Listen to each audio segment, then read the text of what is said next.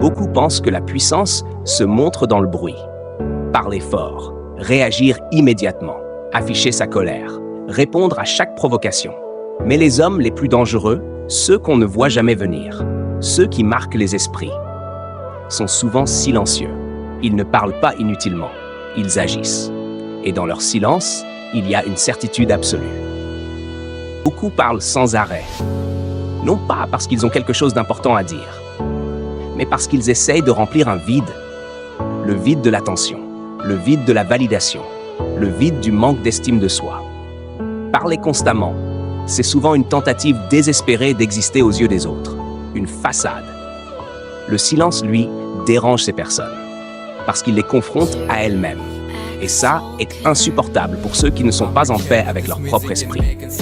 Ceux qui parlent sans cesse fuient quelque chose. Ceux qui se taisent comprennent quelque chose. Le silence n'est pas un vide, c'est un espace. Un espace pour observer, pour analyser, pour comprendre ce que les mots cachent. Quand tu parles moins, tu vois davantage. Tu remarques la nervosité chez les autres. Tu détectes les manipulations. Tu comprends les dynamiques sans te laisser contrôler par elles. Le silence, c'est aussi du contrôle émotionnel. Tu ne réagis plus sous l'impulsion. Tu laisses passer la vague. Et quand tout redevient calme, tu décides. Les hommes faibles réagissent immédiatement. Dès qu'ils sont blessés, dès qu'ils se sentent attaqués, ils explosent. Justification sans fin. Colère incontrôlée. Menace inutile. Besoin d'avoir le dernier mot. Pourquoi? Parce qu'ils ne supportent pas l'incertitude. Ils veulent contrôler l'image que les autres ont d'eux. Mais un homme solide comprend une chose essentielle. Toutes les batailles ne méritent pas une réaction. Parfois, répondre, c'est descendre à un niveau qui n'est plus le tien. Parfois, se taire, c'est gagner sans prononcer un seul mot. Exemple concret. Quelqu'un t'insulte devant tout le monde. Le faible réagit immédiatement et s'épuise. Le fort reste calme.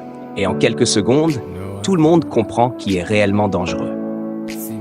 Le silence dans la douleur. Quand quelqu'un te trahit, quand on t'abandonne, quand on te ment, ton premier réflexe peut être crier te venger, tout expliquer, supplier qu'on comprenne ta douleur. Mais parfois, le meilleur mouvement, c'est le silence.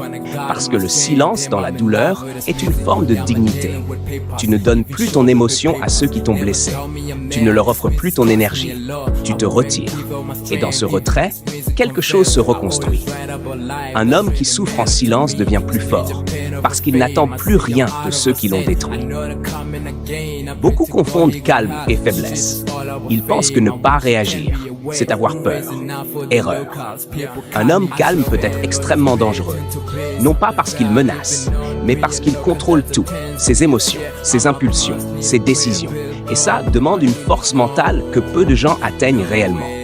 Le silence n'est pas l'absence de puissance, c'est une puissance maîtrisée, prête à agir au bon moment. Le bruit fatigue. Le silence frappe une seule fois.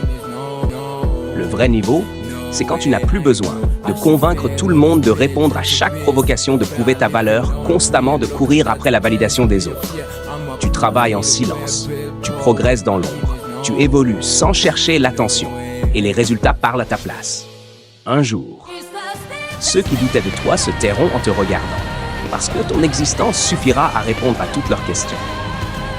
Le bruit impressionne parfois, mais le silence impose souvent le respect.